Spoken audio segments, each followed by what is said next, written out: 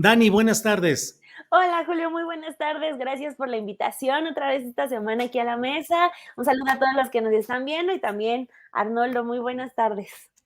Arnoldo Cuellar, buenas tardes. ¿Qué tal, Julio? Como siempre, un gusto. Y bueno, ningún inconveniente de que se extiendan unos minutos más con Carolina, que siempre es muy, muy amena. Sí, pues sí. Sin demérito tuyo. Muy bien.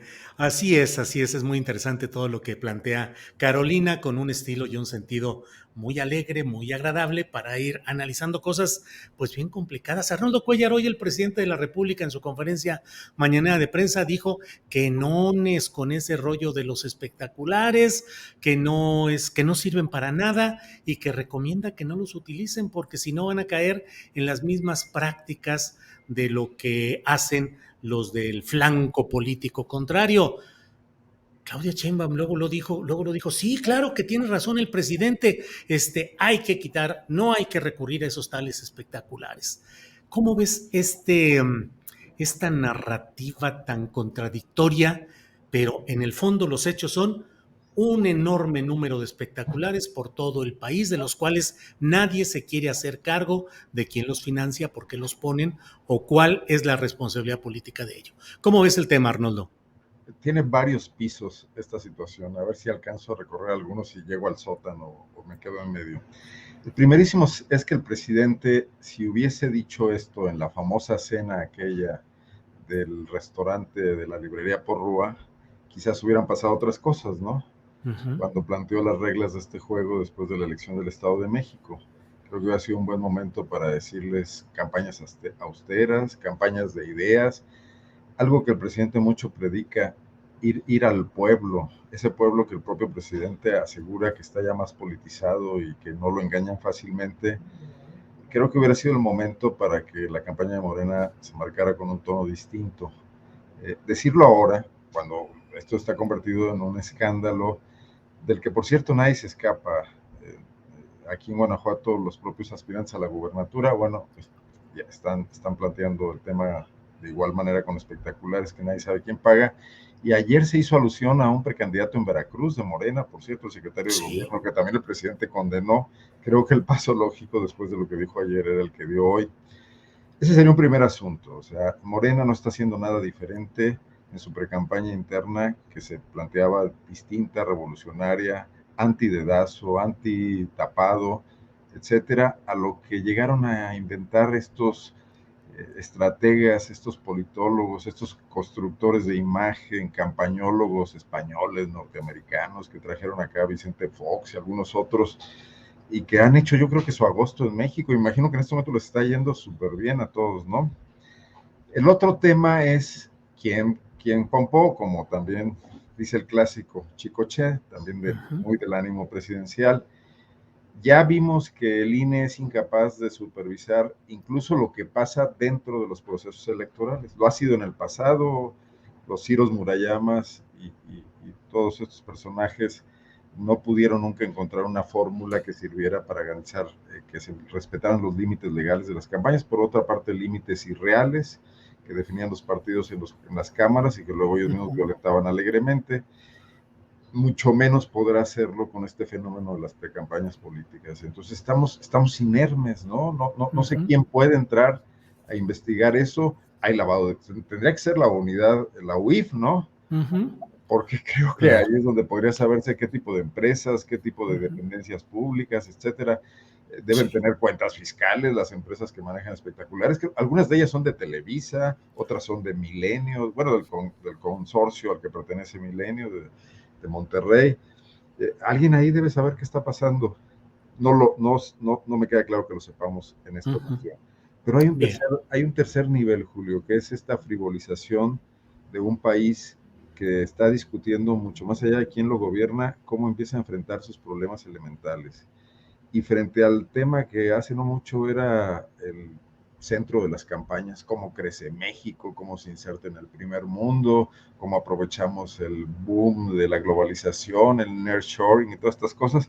Yo creo que hoy el tema es cómo recuperamos el país, cómo enfrentamos el reto creciente de la delincuencia organizada, que además en ocasiones también gobierna, en muchas ocasiones y en muchas geografías, ¿no? Ujú. Y eso no lo vemos por ningún lado planteado en estos libros, en estas revistas simuladas, etcétera, Ujú. ni mucho menos en los discursos de estos aspirantes, ni mucho menos en el plan que se presentó ayer de Sí. México, no sé qué, ahorita me corregirás, ¿no? México colectivo. Eso, mero. Ujú. Ese es un tema que nadie está discutiendo y de nada nos Sí. sirven. Bueno, ya es porque la oportunidad de tratar ese tema más Está profundamente. bien.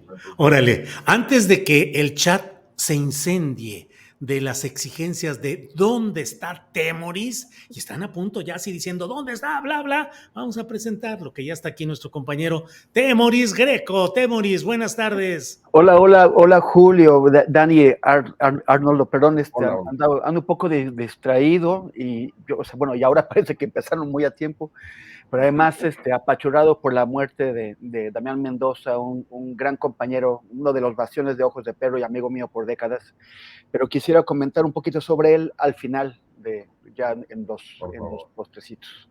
Muy bien, Temoris. Daniela Barragán, Dani, ¿cómo ves el tema de los espectaculares? Son como una especie de OENI, objetos espectaculares no identificados, porque finalmente nadie sabe.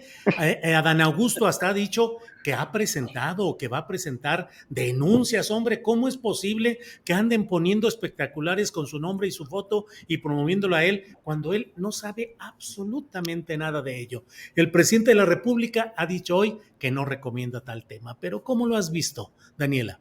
Al presidente, debo decirlo, lo sentí un poco suave con las palabras de hoy sobre los espectaculares, porque hablaba como si apenas lo fueran a hacer cuando pues ya todos hemos visto todos estos espectaculares, que creo que en percepción hay más de Adán Augusto, seguidos de los espectaculares de Claudia y después los de Marcelo Ebrard. De Monreal, de Noroña y del Señor del Verde no he visto tantos, sobre todo de esos tres candidatos. Entonces lo sentí un poco suave, pero centrándonos en quienes están promocionando sus rostros, creo que ha habido como mucha doble cara, ¿no? Y creo que es derivado de esto que comentas, de que, o sea, están gozando de sus rostros en los espectaculares, están gozando de esta publicidad desbordada, pero también están al mismo tiempo diciendo que ellos la reprueban, que ellos son casi víctimas de que la gente los esté promocionando. Aquí también es como, o sea, por ejemplo, Adán Augusto dijo que él iba a denunciar que porque no apoyaba que su rostro estuviera en cientos de espectaculares. Y es muy fácil tirar ese tipo de argumentos porque muchos de los espectaculares que hemos visto están firmados, tienen abajo algunos, la mayoría, quién los está pagando. Por ejemplo, muchos están con lo de la revista Líderes, que es esta que aparentemente los entrevista y en automático ya tienen un espectacular. Con Marcelo Ebrard pasó que según la editorial estaba promocionando su libro más reciente, la editorial ya dijo que no está pagando ni un solo espectacular, entonces ahí ya hay otra anomalía. Y también, por ejemplo, en el caso de Adán Augusto López Hernández pasa algo muy curioso porque muchos de sus espectaculares vienen con la firma de la revista Red. Y si uno busca en internet, es muy sencillo dar con la información de esta revista. Es una revista de Morena y que Juan Carlos Monedero, el español, presentó como propia. Entonces, si han estado diciendo que son víctimas de los espectaculares, pues fácilmente se puede dar con la pista de quién está pagando el dinero para que realmente se vea como que sí son víctimas y no simplemente que están aparentando ser algo, pues víctimas del apoyo desbordado de la gente. Entonces, pues al final de cuentas creo que están cansando mucho a la gente y me incluyo porque pues estamos ya sometidos a una campaña presidencial cuando todavía faltan muchos meses para que nos enfrentemos a la verdadera campaña presidencial. Entonces vamos a tener prácticamente todo un año con los rostros de políticos en todos lados. Y finalmente yo cerraría con el castigo que hay más allá de realmente investigar este apoyo desbordado. Ojalá paren con este regaño que, insisto, siento un poco suave por parte del presidente López Obrador, que les dice que pues están haciendo lo mismo que Peña Nieto, es el que yo tengo la referencia, fue el que inició más con este tipo de campañas, poniendo su rostro en todos lados. Recuerdo la campaña para gobernador del Estado de México de Enrique Peña Nieto, y fue algo horroroso, la cantidad de los rostros de Peña por todos lados en el Estado de México, y creo yo lo que menciona el presidente es eso, ¿no? Se están actuando como un tipo Peña Nieto, entonces eso ya es una comparación bárbara. Pero también tenemos como el castigo muy suave, muy débil por parte de Morena, porque tanto con el financiamiento como con todo lo que está programado para este proceso de campaña que no es campaña, lo único que contempla el partido es un castigo simbólico. O sea, no hay absolutamente nada de si rompes una regla, esto puede pasar, y por lo tanto te cuidas de no romper las reglas y respetarlo. Entonces, pues Mario Delgado solamente les dijo, no, la gente los va a castigar. Entonces, pues, híjole, está muy complicado. Ojalá le paren después del comentario del presidente López Obrador, pero también que demuestren que están verdaderamente molestos con el despliegue de publicidad, ¿no? Aquí en la Ciudad de México ya todos los camiones están con apoyo de la doctora Claudia Sheinbaum, entonces, híjole, está bárbaro. Sí, sí, sí, así es. Gracias, Daniela. Temoris, antes de pedirte tu comentario sobre estos espectaculares, déjame poner nuestros anuncios espectaculares. Mira, Paola Corona nos envía un apoyo muy sustancioso que mucho le agradecemos. Es anuncios espectaculares que dicen ahí, Astillero Informa. Eso faltaría. Paola Ese apoyo Corona. sí se ve. Ese apoyo sí se ve. Paola Corona, muchas gracias. Y luego también MSL Reflexiones nos envía otro apoyo económico que mucho agradecemos. MSL Reflexiones. Gracias. Bueno, pues después de estos espectaculares propios de este programa, Temoris Greco, dinos qué opinas de pues este tema de los objetos espectaculares no identificados. Sí. Han proliferado los hongos sobre la campiña electoral, pero nadie sabe ni por qué ni nada, como que brotaron solitos. ¿Qué opinas, Temoris? Y luego vamos a ver cuando se hagan promoción también los candidatos del Frente Amplio de Va por México, cómo también ellos se inventan cuentos para justificar los actos de campaña en que inevitablemente van a incurrir. Por el lado están estas falsas, o sea, estos comerciantes que le sacan dinero a los políticos, y ya es dinero de nuestros impuestos, para hacer la simulación, para darle la vuelta a la ley electoral. La ley electoral dice que tú no te puedes anunciar en tales periodos y que además todo tiene que ser a través del INE. Y sin embargo, hemos visto ya desde hace varios años, desde la reforma electoral de 2014, supuestas revistas, o sea, estas son revistas inexistentes, son vivales, son gente con empresas de publicidad que se inventa una portada de revista y la colocan allá arriba en un espectacular, supuestamente anunciando la revista, pero lo que anuncian es la entrevista que vendieron. Los políticos compran falsas entrevistas o entrevistas arregladas a esos tipos. Hay otras revistas que sí existen y que se dieron cuenta después del negocio, como Líderes Mexicanos, que prestan, o sea, que no les importa empeñar su prestigio y entrar a participar de esta corrupción, también prestándose a vender entrevistas a modo, entrevistas que no están hechas en el interés del público, sino del entrevistado o entrevistada, y a colocar estas caras ahí. Pues en ese caso, pues Líderes Mexicanos más bien es líder en engañar a los mexicanos.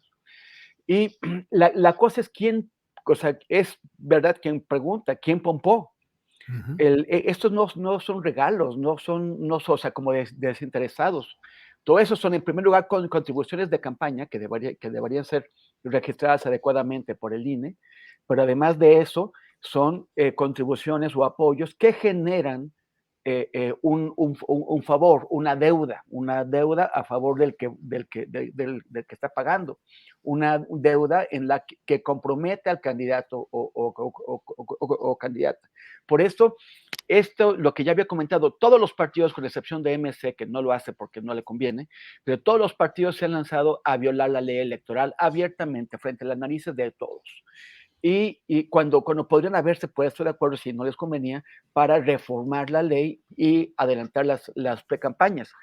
si hubieran hecho esto, podrían regularse estas precampañas y podría al menos, el INE no le va tan bien con eso de controlar el dinero, pero podría intentarlo de manera que se sepa de dónde está saliendo el dinero y que sea claro con quién asume un compromiso. Pero como lo han mantenido, o sea, como están lanzándose la ilegalidad abiertamente, pues entonces han abierto todo este enorme espacio para que todo tipo de intereses, desde intereses criminales, intereses de grandes empresas, intereses de señores del dinero, o también al desvío de recursos públicos para hacer esos financiamientos. Y el tercer y último punto es el que además están abriendo la puerta todos a que si de pronto en el INE hubiera algún tipo de voluntad de cualquier tipo y que se reprodujera en el Tribunal Electoral, podría haber una descalificación más masiva de candidatos. O sea, quedarían, pues, ¿quién? Creo que Noroña, que es el único que no ha hecho esto, quedaría Así es. la candidata que se fue a cantar el otro día a registrarse con Va por México. O Ajá. sea, ¿quién? O sea, es como también abren un flanco muy peligroso que permite que los intereses que manejan los hilos de la ley en México puedan en algún momento intervenir de una manera nefasta. Bien, bien, Temoris. Arnoldo Cuellar, y del otro lado está este proceso en el cual de 33 creo que eran, o 32 los aspirantes originales, quedaron 13. Yo he lamentado mucho que no quedó Juanito, que me parecía el más auténtico y el más congruente, pero bueno, Arnoldo Cuellar, ahí van caminando. Hace rato le decía a Carolina Rocha que en el PRI clásico a veces enviaban las tercias de aspirantes, pero el jefe máximo decía, pero es una tercia de uno, ¿eh? O sea, el precandidato ya está hecho. Aquí también es una contienda de la que todo mundo ya está peleando. Bueno, MC dice, hablan ya de Xóchitl como la candidata sobre la cual hay que discutir cómo va a salir, cómo va a emerger de ese proceso. ¿Cómo vas viendo el paso, el ritmo y los detalles de este proceso interno de lo que era Va por México, ahora se llama Frente Amplio por México, en fin? ¿Cómo ves, Arnoldo? Pues no dejo de asombrarme de varias cuestiones. O sea, la primera de ellas es la gran capacidad que ha tenido este personaje que emergió de pronto en el inicio del gobierno de Andrés Manuel López Obrador, que es Claudio X González, que sin duda no se representa a sí mismo. Yo creo que es la cara de una conspiración, conjura, comité de intereses empresariales que no la quieren dar. Y él es el interlocutor con los partidos políticos porque es el hombre que ha intervenido en la vida pública, que tiene ese talante, que además tiene ese instrumento que se llama Mexicanos contra la Corrupción y la Impunidad.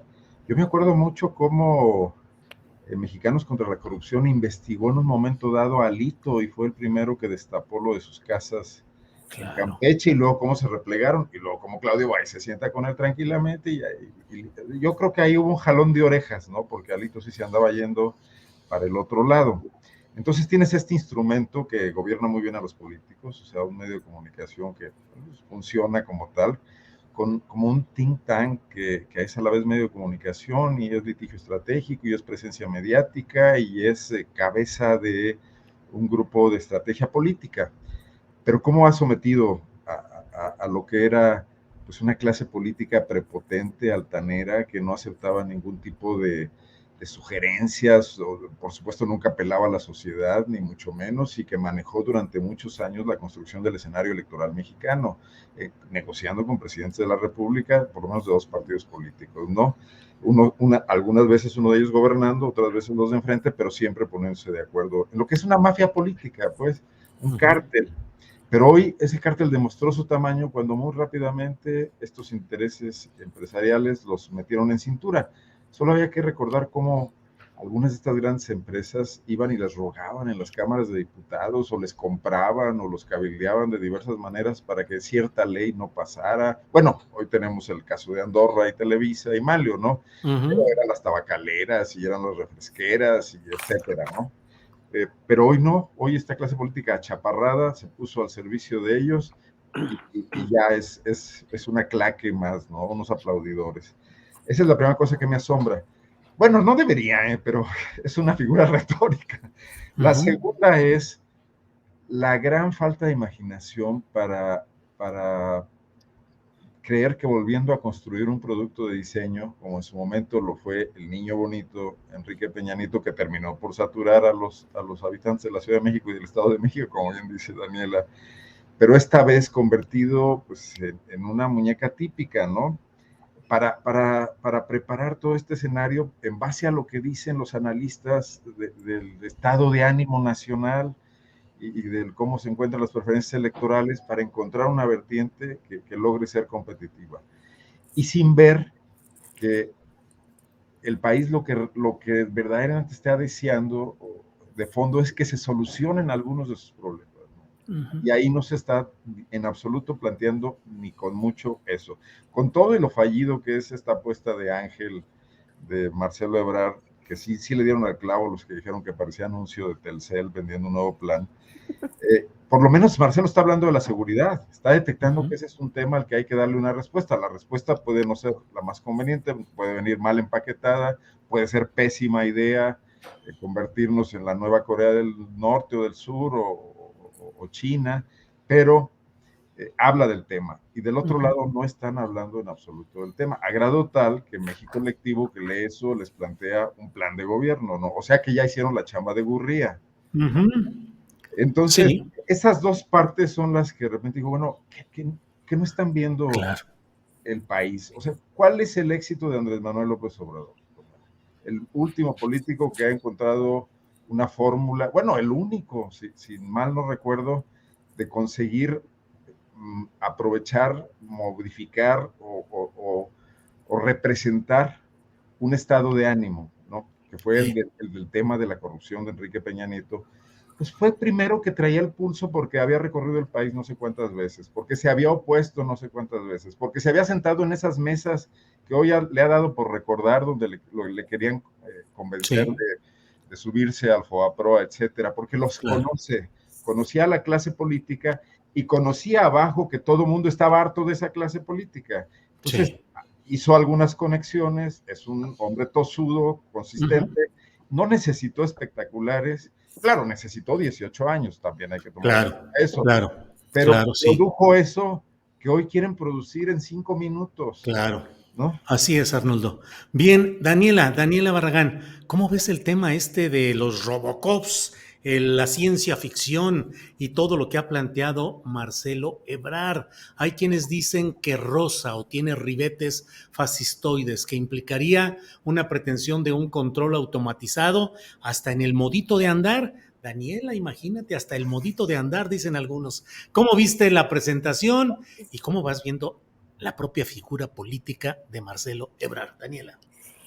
Pues yo tengo esa duda genuina de quién está asesorando a Marcelo, quién es su asesor de campaña, porque lo comentaba con mi compañera en el programa hoy temprano, que yo siento ya muy lejana esa figura de Marcelo Ebrard como canciller, que siempre se mostró como un político pues muy bien preparado, cauto, pues por ejemplo, tenemos al presidente López Obrador que él ha decidido no ir a eventos internacionales, a Edo Marcelo, lo representó bien, se aventó este conflicto con Donald Trump con el asunto de la amenaza de poner aranceles. De ese episodio, el presidente López Obrador ya tenía pensado montar un mitin ahí en Tijuana, él mismo lo contó, y no, o sea, el equipo de Marcelo como canciller lo libraron bien toda la etapa Donald Trump, libró bien lo de las vacunas para la pandemia, pero desde el primer minuto de esta campaña, para ser coordinador del movimiento de la Cuarta Transformación, o sea, yo he visto a un Marcelo Ebrard que quiere pues como desprenderse por completo de esa imagen que construyó y puedo considerarlo, lo construyó como un muy buen trabajo como canciller.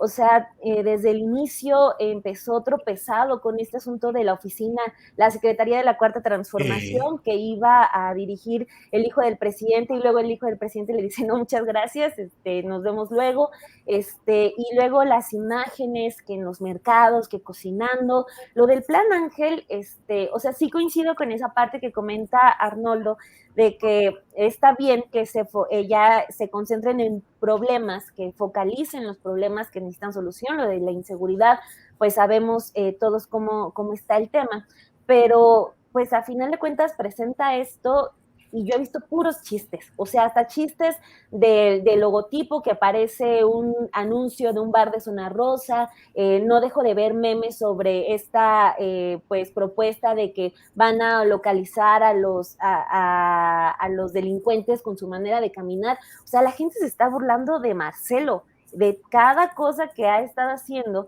Pues yo solamente he visto mucha burla. Puede ser una estrategia para mantenerlo, pues, no sé, en la conversación pública como tendencia en redes, pero pues esas estrategias políticas siempre tienen, pueden tener dos vías, ¿no? Puede ser un éxito o al final de cuentas que simplemente el chiste perdure. O sea, pero a Marcelo lo he visto muy desdibujado y siempre en estas semanas, muy rápido porque llevamos, si no mal recuerdo, 2-3 semanas en este asunto, o sea, no he visto algo coherente del Marcelo canciller, algo que nos recuerde a eso que era hace un mes Marcelo Ebrard. Entonces, pues no sé si ya conforme se vaya acercando el tema de la encuesta, vaya a mostrarse un tanto más serio, algo como ese Marcelo del pasado, pero creo que de todos los aspirantes a la candidatura de Morena, es el que veo un poco más errático. Y también, y concluyo con esto, creo que les da ese consejo no solicitado a los demás aspirantes de que intentar hacerse el chistoso no les va a funcionar. La gente como que no le está recibiendo bien ese intento de mostrarse, de hacerse el simpático, de hacerse el chistoso. Entonces, ahí les da ese consejo de que pues no va por ahí. Digo, mucha gente, y también quiero decirlo, está a favor, por ejemplo, de esto de los datos biométricos, de poner cámaras en todos lados, pero pues también incluso Marcelo se equivoca al escoger como una estrategia de campaña algo que en el mundo está a debate. O sea, esa estrategia de seguridad con cámaras, con reconocimiento facial, está a debate y Marcelo es el que lo escoge y lo pone también ahí como su estrategia, Ángel. Entonces, lo siento muy errático. Bien, Daniela. Temoris Greco, en el otro extremo, más allá de los memes, los chistes y este riesgo que yo comparto con Daniela de hacer el ridículo, de hacerte el chistoso y de acabar en el pitorreo, dicen que los políticos lo único que no deben permitirse es hacer el ridículo, porque ahí empieza ya una pérdida del respeto que hayan tenido y de la seriedad política que hayan tenido. Pero hay un hombre muy serio políticamente, José Ángel Gurría, Temoris Greco, que está convertido ya en el constructor del plan nacional de los opositores a la 4T. Xóchitl sigue en su bicicleta volando y caminando y rodando, pero José Ángel Gurría es el nuevo personaje de todo este conglomerado. ¿Qué opinas de esa irrupción del llamado ángel de la dependencia, Temoris?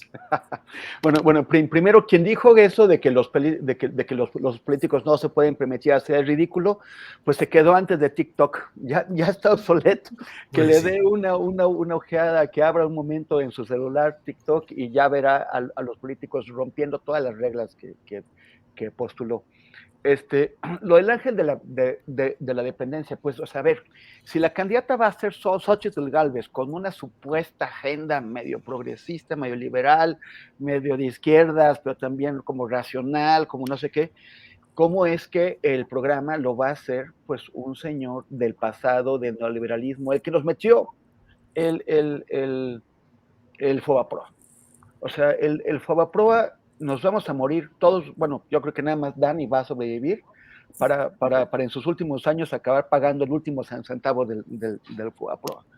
Esto es en parte, en gran parte, una obra de Gurría, y como lo es una serie de medidas que precisamente el gobierno de López Obrador ha intentado corregir o contener o matizar, que han ampliado la desigualdad en el país, han ampliado la pobreza y han destruido las vidas de millones de personas. A mí me parece que al encargarle, porque por lo menos Morena puso a 21 personas, al encargarle a Gurría hacer el proyecto, pues ya quedó claro quién es. O sea, ¿para qué va a servir o a quién va a servir Xochitl Gálvez? Si había algún intento de simular que estaría por los indígenas, por las mujeres, por los gays, no, pues esto es el proyecto neoliberal puro y duro.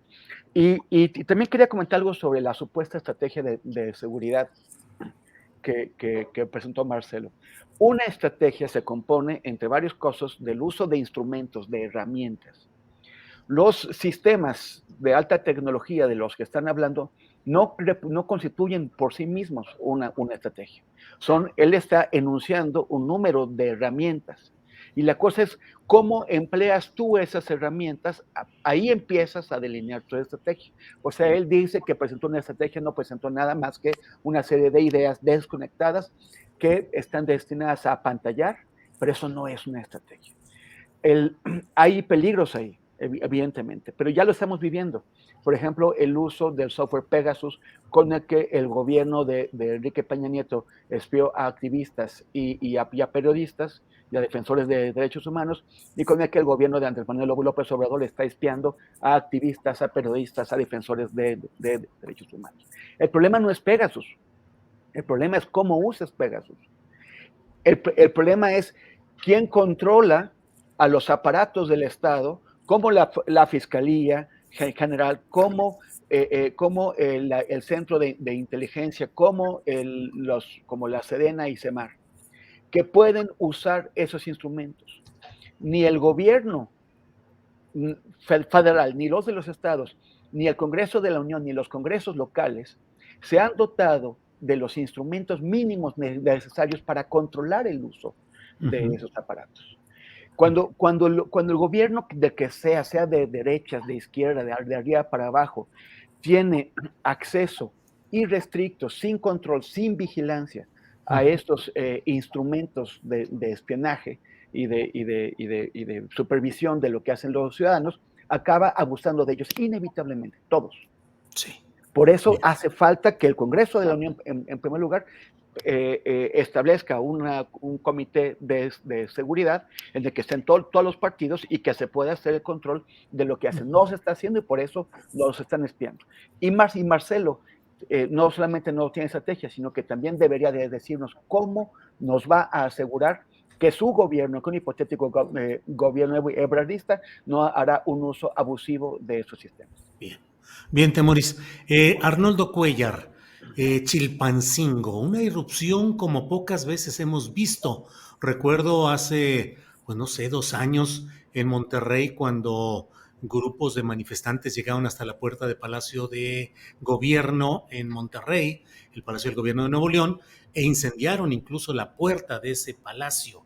Ha habido protestas que llegan hasta las cercanías, hasta de alguna puerta de Palacio Nacional, pero esta vez ha habido una irrupción. ¿Qué estará sucediendo, Arnoldo? Irrupciones financiadas e impulsadas por intereses del crimen organizado, combinado con insatisfacción social por muchos problemas no satisfechos y por un mal gobierno. ¿Cómo está funcionando el gobierno de Evelyn Salgado en Guerrero, Arnoldo? No me voy a escapar de la pregunta, pero te pido permiso para hacer un comentario sobre lo anterior. Ay. Moris Daniela, permiso concedido. Ahorita vengo, yo ya me retiro. Está pidiendo permiso, se ve que ya lo cambiaron de escuela. Sí. Adelante, párvulo Arnoldo. Adelante. Me parece que lo de Gurría merece un comentario porque es la mayor falta de respeto al proceso de selección interna. O sea, invitas a personajes políticos de trayectorias presuntamente destacadas, con liderazgos que buscan aspirar a presidir el mayor esfuerzo de alianza política opositora que ha visto este país, quizás después de la construcción del Frente Democrático Nacional de Cuauhtémoc, y que nada más aglutinaba una parte del izquierdo, y aquí vemos diversas corrientes, pero no les tienes la confianza de que ellos planteen una solución a los problemas del país, sino que les colocas a un asesor para que, o sea, pase lo que pase, ya no importa si es Xochitl, si es Krill, si es Cabeza de Vaca, Gurría va a ser el plan de gobierno porque los mexicanos tendrán que elegir o tendrán que votar como opción de la oposición. Me parece absolutamente cuestionable. Yo no participaría en un proceso donde me digan, tú ve por la cara, junta 150,000 firmas, pero aquí ya lo que vas a tener que decir en la campaña lo está haciendo el señor Gurría, ¿eh? Eso creo que se nos ha un poco pasado plantearlo. Si es Xochitl, como ya todo el mundo pensamos, porque es un producto de diseño y porque hay un nado sincronizado en torno al tema Xochitl y la Xochitl manía, entonces es solo un mascarón de proa, y qué falta de respeto para Enrique de la Madrid, que se precia de ser un sujeto estudiado y con soluciones para muchos problemas, o para el propio Krill, pese a su histrionismo, ¿no? Entonces yo creo que esa parte sí me gustaría mucho decirla, y comentar con respecto a lo que dice en el chat Odradek, que dice que no es momento de discutir la problemática del país porque ahorita se debate quién es el líder de la oposición y quién es el líder de la 4T. ¿Para qué queremos líderes de movimientos que no estén volteando a ver el país y solo construyendo imagen? Además, con pésimos resultados, según lo comentado y visto hasta ahora. Bueno, hasta ahí. Bien, muchas gracias, Arnoldo. No te creas. Muchas gracias, Arnoldo. ¿Cómo no? Gracias. Hasta luego. El tema de los gobernadores es que todos han renunciado a la cuestión de la seguridad. Los estados del país están eligiendo gobernadores de adorno para que manejen el presupuesto. En su mayor parte es una aportación federal, muy poco lo que recaudan los estados, para que se luzcan, construyan futuros políticos, beneficien a personajes cercanos y no para que atiendan los problemas de sus regiones. Por ejemplo, en Guanajuato, cada vez que ocurre un tema, el gobernador de aquí sale a decir, el problema es federal, el huachicol es federal, las carreteras son federales, etcétera. Y hoy en Guerrero, que le ocurre a una gobernadora de Morena que seguramente es incapaz y ha renunciado y no tiene el control del Estado, todo el mundo quiere responsabilizarla a ella en la capital del país, ¿no? Bueno, hay una desinstitucionalización local que es muy grave. ¿Quién está contribuyendo desde el territorio a plantear algunas primeras barricadas frente a la irrupción del crimen organizado y el control de muchos espacios? Tendrían que ser autoridades locales, municipios y estados, municipios que hoy sabemos que están cooptados, penetrados o amenazados. Es inviable que el presidente les pida a los habitantes de estas ciudades que no hagan caso, cuando muy probablemente algunos de ellos acuden amenazados, y otros de ellos quizá forman parte de la economía local que generan las bandas del crimen organizado, ¿no? Entonces creo que ahí ni la visión del presidente en este momento, ni lo que pudieran hacer en Guerrero está planteando nada que pueda atacar el problema mínimamente, ¿no? Y esta negociación a la que se llega con Rosa Isela al frente, pues ya es entrar a los terrenos de establecer treguas con el crimen organizado, lo mismo que están planteando en otras partes, por ejemplo, los grupos de buscadoras. O sea, son poderes reales, que además ya manejan también espacios políticos, ¿no? Porque no puede ser de otra manera cuando te sientas con ellos en una mesa. Bien, Arnoldo. Daniela Barragán, ¿qué opinas del tema Chilpancingo, las negociaciones, la irrupción, los factores, la gobernabilidad? Perdón, pero también voy a hacer mención del otro asunto Temoris, para... ¿de qué se trata esto, Temoris? Ya, digo, yo creo que ya voy ya y vengo. las malas formas. Adelante, Daniela. Podrida, ¿verdad? Adelante, Daniela, adelante. Rápidamente, sobre este asunto de la oposición, lo de José Ángel Gurría, que ya detallaba Arnoldo, pero también esta cláusula que a mí me sorprendió mucho, de que dicen, aunque estén siendo investigados, pueden participar en la contienda por la candidatura presidencial de la oposición. O sea, porque por más que se quisieron ver ciudadanos, por más que se quisieron ver democratizando, a diferencia de Morena, dictadores, etcétera, pues hicieron todo para que pudieran participar. Y esto ya sabemos en qué va a terminar, seguramente con alguna diputación o senaduría y por lo tanto fuero, para personajes como García Cabeza de Vaca y Silvano Aureoles. Entonces, es un punto que también ese asunto de este proceso de la oposición, junto con lo de Ángel Gurría, los aspirantes estos de adorno que hay, creo que también es necesario enfatizar en eso de que abiertamente dijeron que quien esté siendo investigado puede aspirar a ser el candidato de la oposición.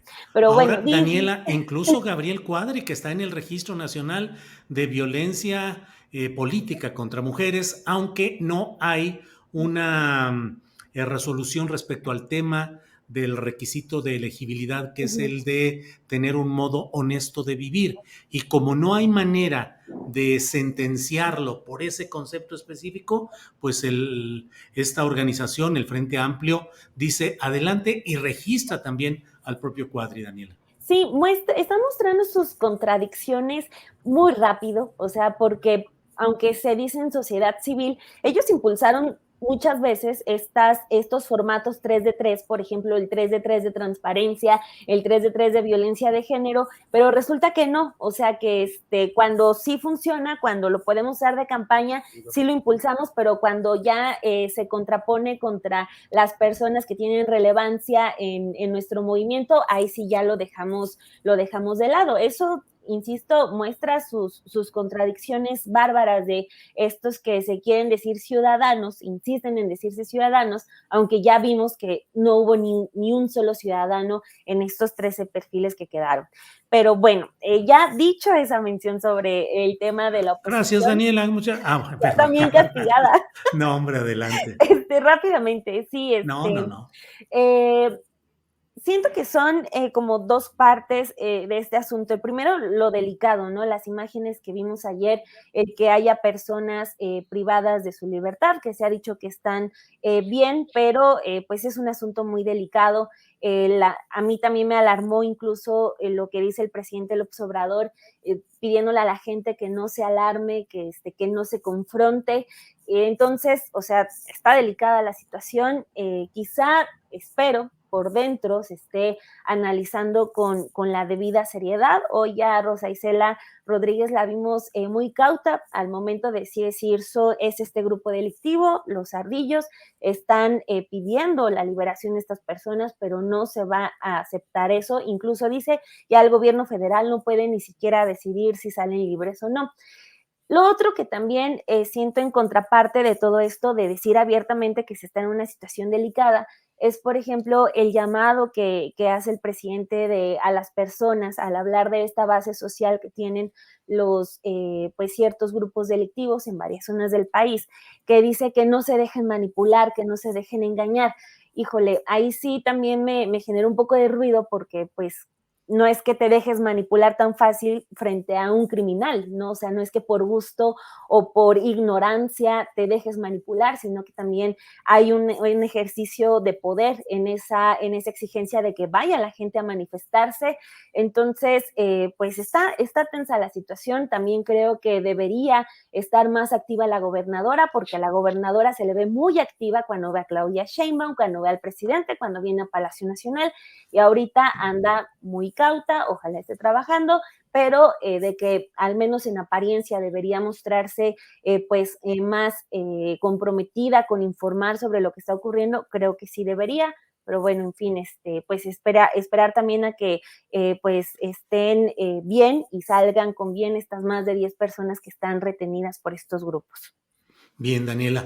Temoris, pues la esencia de este programa es opinar con absoluta libertad, así es que hable usted de lo que quiera, don Temoris. Diga usted lo que quiera y sobre ahí nos vamos caminando. Temoris, adelante con lo que quiera.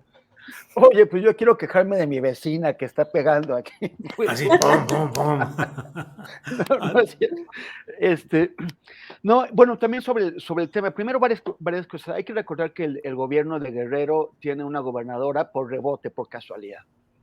O sea, hubo una impugnación de mujeres contra la candidatura de Félix Salgado por acusaciones bastante serias y graves de abuso sexual y de violación, que fue, pues que no fue impedimento para que Morena igual lo postulara. Después, a la mala, con un doble rasero, el INE descalifica la candidatura de Salgado por supuestos gastos no reportados, lo cual pues fue un castigo evidentemente sobredimensionado en comparación con la falta.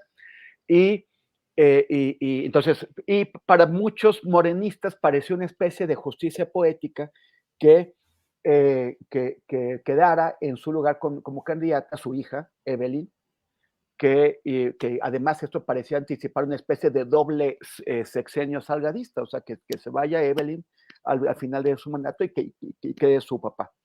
Pero el problema es que Evelyn no es política, ni era política, ni le interesaba la política, estaba en otra cosa. Tuvo que llegar al rescate porque su papá se lo pidió, evidentemente, pero ahora se vio que, pues no, o sea, tienen que estar sus funcionarios, la secretaria de Seguridad Pública, Rosa Isela, otros encargándose del asunto en el que la gobernadora tuvo que haber tenido un papel muy, muy, muy importante. Ahora, ¿quiénes son los ardillos? Y a mí me parece que han faltado referencias aquí. El líder visible de los ardillos, que por cierto fue grabado hace unos días en una especie de conversación o negociación que sostuvo con Norma Otilia, que es la alcaldesa de Chilpancingo. Permítame un segundo, que eso está sonando aquí. Sí, sí, sí. Ese es el teléfono rojo, sí, sí. Sí, pues sí, es Félix. Temoris, ¿qué estás diciendo? Oye, Temoris, ¿qué pasó, hermano? ¿Cómo le hacemos? Vente acá a Acapulco a disfrutar un poquito. Bueno, Celso Ortega es el que aparece sentado con Norma Otilia, con la alcaldesa, en supuesta negociación. Es el jefe de los ardillos.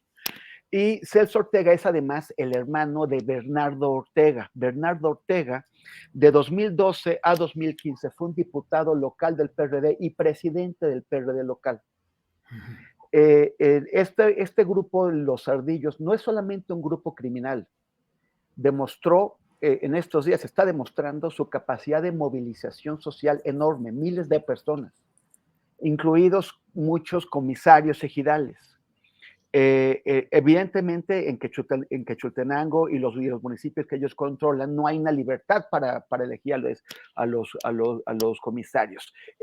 Son los ardillos quienes los colocan. Tienen entonces, demuestran capacidad de violencia criminal, de movilización social y también de influencia política electoral. O sea, es todo un poder importante, el que ha ido creciendo, el que distintos gobiernos, el de Ángel Aguirre en el pasado, el de Ortega, el de Astudillo y ahora el de Evelyn, que han permitido que vayan creciendo y que cada vez, este es un reto. A mí, yo no creo que se hubiera visto un reto tan grave, tan directo, una amenaza de la toma física de las sedes de las instituciones. O sea, es casi un golpe de Estado, solamente que no tiene las condiciones, porque Guerrero pues es un Estado de la Federación, no es un Estado nacional en sí mismo. Pero es gravísimo lo que se nació, es un jaque directo. Parece que se anunció hace un rato que ya se había acordado la liberación de las 13 personas que fueron retenidas, pero evidentemente la crisis que está en Guerrero es de tal magnitud que requiere una intervención federal y no tienen el poder local, que sería la gobernadora, con las dimensiones políticas, la capacidad, la experiencia para intervenir positivamente en esto.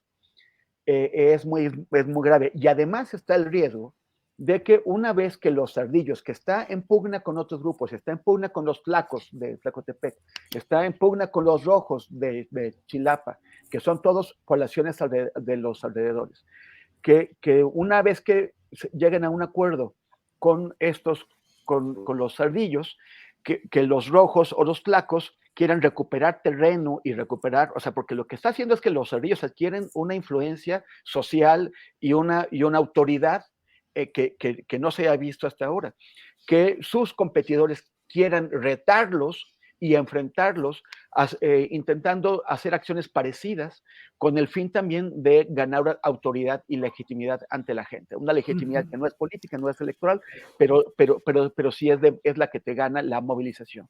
Entonces, sí, es una bomba lo que tienen allá, es una bomba, y Morena está demostrando que al haber elegido a la hija de Félix, pues fue un error ceder a esto, y le urge a Rosa Isela apagar este incendio antes de las elecciones. El problema es, ¿lo va a apagar o solamente le va a echar tierrita para que vuelva a salir después del proceso electoral del próximo año? Bien, Temoris, gracias. Arnoldo, ya estamos en la parte final del programa, son las 2:49 p.m. No te pido exactamente un postrecito, pero ya en este clima de extrema libertad, el tema que quieras poner sobre la mesa, por favor. Es el verano de la anarquía, Julio. Así es, todos, rompamos las reglas. Pues así fue la primavera también, ¿no? Tú empezaste, Arnoldo, no te hagas. Bueno, dale, Arnoldo.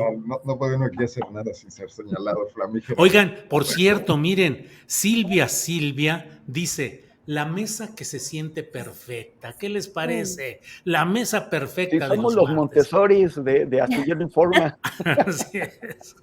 Adelante, Arnoldo. Pues mira, dos cosas. Uno, me llama la atención esta cuestión donde aquí se tocó ya en la mesa y me vino a la mente esta comparación. Mientras Xóchitl Gálvez trata de izquierdizarse lo más que puede bajo el diseño que planteó el equipo multidisciplinario de Claudio X González para jalar algo de voto a López Obradorista más que morenista, Marcelo Ebrard plantea este programa de hipervigilancia que pareciera derechizarlo. No sé si pensando en ganar voto de los anti-López Obradoristas, donde quizás es uno de sus escenarios, podría terminar como en la boleta, ¿no? En otra opción política, o sea, la derechización de Marcelo y la izquierdización de Xóchitl. Habrá que observarlo para seguir comentando sobre esto. Y nada más, pues, recordar a Porfirio Muñoz Ledo, ¿no? Que de guanajuatense tenía muy poco, tenía una credencial de elector.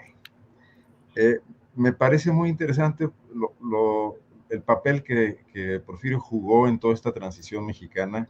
Un político muy inteligente, profundo conocedor del sistema, talentoso y brillante, pero un hombre de los pasillos del poder, que sabía en qué momento aparecerse y desaparecer y que olfateaba las coyunturas políticas. ¿Cómo llega Porfirio a candidato en 1991 a la gubernatura de Guanajuato? Pues sencillamente porque ni Salinas ni Camacho lo querían haciendo campaña en la Ciudad de México en 1991, después de que aspiraban a recuperar espacios después de la derrota del 88, les hacía demasiado ruido, particularmente a Camacho, y facilitaron esa negociación para que se viniera a darle lata.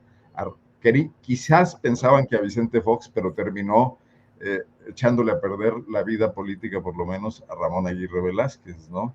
Porque nunca en su campaña enfocó baterías al tema del crecimiento de una opción panista en Guanajuato, sino que hizo leña del árbol caído y terminó levantándole la mano a Vicente Fox, cosa que después Vicente Fox de alguna manera le recompensó en su gobierno, ¿no?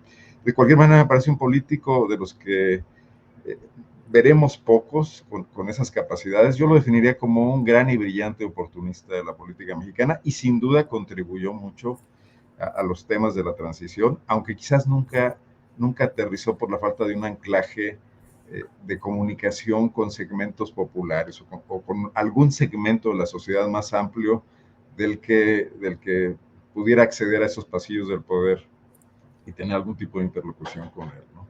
Bien, Arnoldo, gracias. Vamos enseguida. Daniela, lo que usted desee. El tema que quieras, por favor, Daniela. Les quiero compartir sobre unas cosas que se han dado después de que publicamos lo del año sabático de Ciro Murayama, el exconsejero del INE. Pues primero confirmamos que sí, efectivamente, regresó de su licencia de 9 años para trabajar en el INE, regresó a la UNAM y regresó básicamente a tramitar su año sabático para poder retirarse otro año con goce de sueldo. Pues logramos documentar un poco después de la publicación de ese reportaje, porque varios profesores nos empezaron a contactar y a darnos detalles de cómo, pues, con puro privilegio es que le fue aprobado este año sabático. Y lo que quería compartirles es también como toda esta situación que se está dando dentro de la Facultad de Economía, porque están cazando quienes están pasando información, porque aunque Ciro Murayama pues está desacreditando el trabajo, pues hemos venido confirmando cada cosa que hemos publicado. Entonces, pues sí nos salta dentro del equipo que estén buscando a los profesores que están llamando soplones. Entonces, pues decirle al consejero Murayama, a quienes están dentro de la Facultad de Economía, que desde que buscamos la información oficialmente se portaron muy herméticos, pues decirles que pues decirle a Murayama que ya mejor se dedique a hacer su trabajo para el que solicitó el año sabático, porque no es de descanso, sino que es de trabajo, en lugar de estar buscando quiénes son los maestros que se están quejando de todos los privilegios de los que goza, porque también lo que logramos documentar es que a los profesores por lo regular se les puede guardar su año sabático por 2 años, pero a Ciro Murayama se lo guardaron 9. Entonces, está muy molesto por lo que estamos hablando, pero sí quería ponerlo sobre la mesa porque pues no puede haber tampoco represalias para los profesores que sí dan clases, que están trabajando para poder acceder a los privilegios que da la universidad, como lo es el año sabático, pero pues acá el ex consejero anda buscando quién anda de soplo. Pues Tómala, Daniela, Ciro. Bueno, digo, ¿y el trabajo no será algún plan electoral para Gurría y Xochitl? Pues pues dice que algo de demografía electoral y eso, que oye, está bien, bueno, ya se aventó 9 años de licencia, ya va por otro más con el año sabático, pero pues que lo goce, ya que tiene sus privilegios, no que ande buscando a los profesores que puedan estar manifestando pues su molestia por tanto privilegio, eso está muy grave. bien, Daniela. Temoris Greco, para cerrar el tema que desees aportar, por favor. Gracias. Bueno, primero un comentario que complementa lo que había dicho antes sobre los ardillos. O sea, la gente que está en Chilpancingo en esta mesa de diálogo todavía no queda muy claro qué se acordó. Pero es muy fuerte. O sea, ellos no son solamente demandas de que liberen a las dos personas de la banda que estaban pidiendo que los dejaran sueltos, sino que presentaron una serie de demandas muy concretas de los grupos, o sea, de la población, demandas sociales. Si en esta mesa de diálogo este grupo de ciudadanos que son comandados por los ardillos, pero que tienen también una serie de causas, encuentran una respuesta a ellos. El mensaje que les estará enviando el gobierno a los pobladores, a los habitantes del estado, es que los grupos criminales son más eficaces para canalizar las demandas sociales que las organizaciones civiles o los partidos políticos.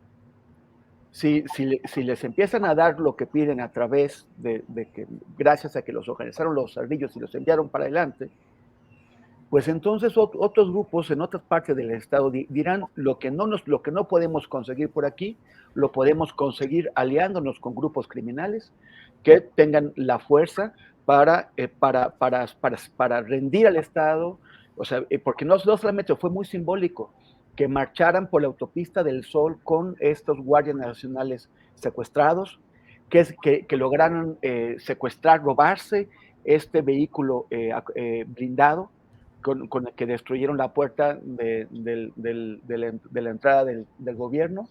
O sea, hay una serie de elementos simbólicos aquí que están mandando graves mensajes a la población en el estado de Guerrero y de más allá.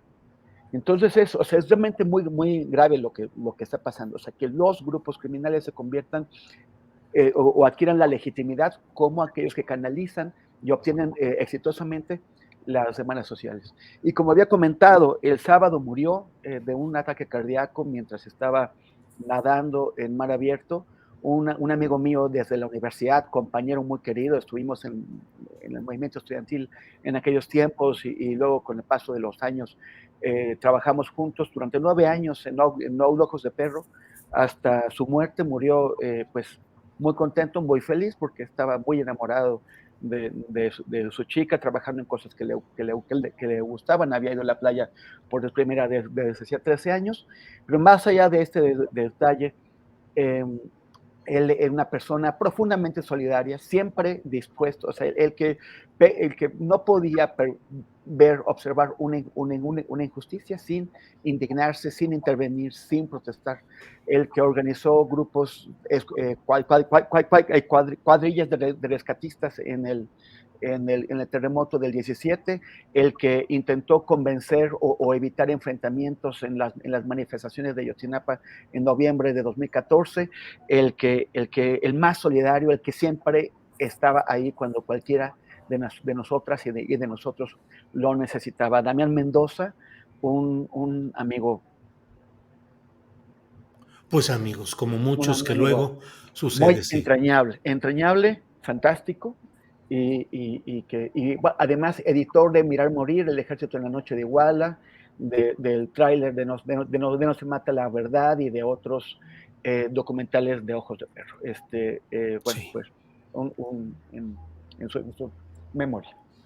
Bien, Temoris, Arnoldo, Daniela, yo también aprovecho para enviar un abrazo y un saludo a mi amigo, respetado, gran periodista, Alejandro Páez Varela, también un gran abrazo. Arnoldo Cuellar, gracias y buenas tardes. Gracias, Julio. Mi solidaridad con Temoris también, con Alejandro Páez, por supuesto. Daniela, Dani, buenas tardes. Gracias. Gracias a los tres, un gusto y nos vemos pronto. Pronto. Temoris, gracias. Gracias, Julio, Dani, Arnoldo. Gracias.